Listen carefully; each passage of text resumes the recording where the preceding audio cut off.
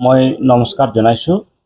আমি ভাৰত জাগাৰ সান্তাল পাঠ্য গাঁওতা অসম ৰাজ্যিক সমিতি হৈ আজি এখন সাধাৰণ সভা আয়োজন কৰে। আজিৰ সভাৰ যি নিৰ্দিষ্ট কাৰ্যসূচী আছিল সেইটো হ'ল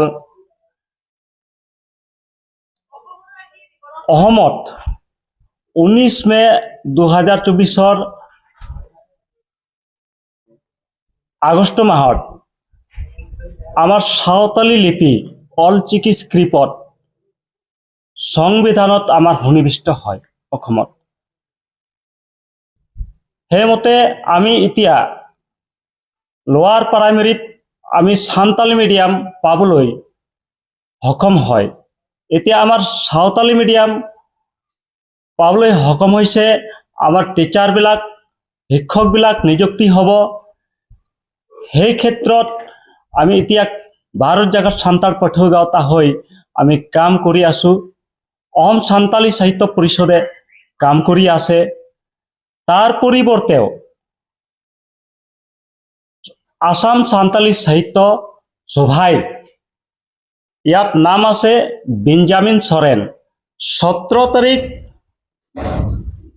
2 মাৰ্চ 2025 হাইকোৰ্টত কেছ দিয়ে। আমি তেখেতক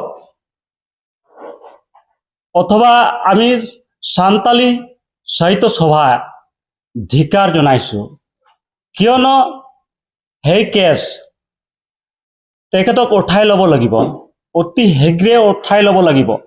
নহ'লে আমি ভাৰত জাগাৰ সান্তাল পাঠ্য গাঁওতাৰ পৰা আমি বিহেদ ব্যৱস্থা আমি ল'ম। আমাৰ সাঁওতাল সমাজৰ যিখিনি সাঁওতালি ভাষাৰ মানদণ্ড পিছুৱাই আহিছে, ইহঁতক ইমান বছৰ কাৰ্য কৰা সত্ত্বেও আমাৰ সাঁওতাল ভাষা একো কৰিব নোৱাৰিলে, বৰঞ্চ ইহঁতক এটা কণ্ট্ৰেক্টৰ হিচাপে কাম কৰিছিল। ইহঁতক এপইণ্টমেণ্ট দিছিলে।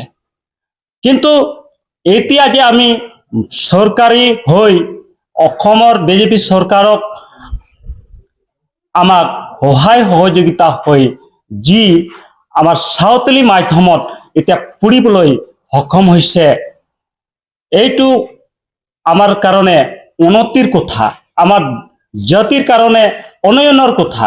ইহঁতক আমাৰ সাঁওতাল জনগোষ্ঠী শিক্ষাৰ ক্ষেত্ৰত পিছুৱাই আনিছিল আৰু এতিয়া আমি যি কাম কৰি আছোঁ সাঁওতালি ভাষাৰ ক্ষেত্ৰত, সাঁওতালি লিপিৰ ক্ষেত্ৰত ইহঁতে কেছ দি আছে।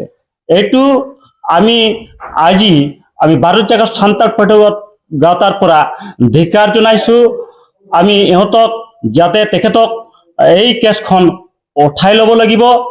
নহ'লে ভাৰত জাগাৰ সান্তাল পাঠ্য গাঁওতাই প্ৰত্যেক এৰিয়াত প্ৰত্যেক জাগাত সাহিত্য সভা তথা বেঞ্জামিনৰ ওপৰত কিবা এটা বিহিত ব্যৱস্থা আমি ল'ম।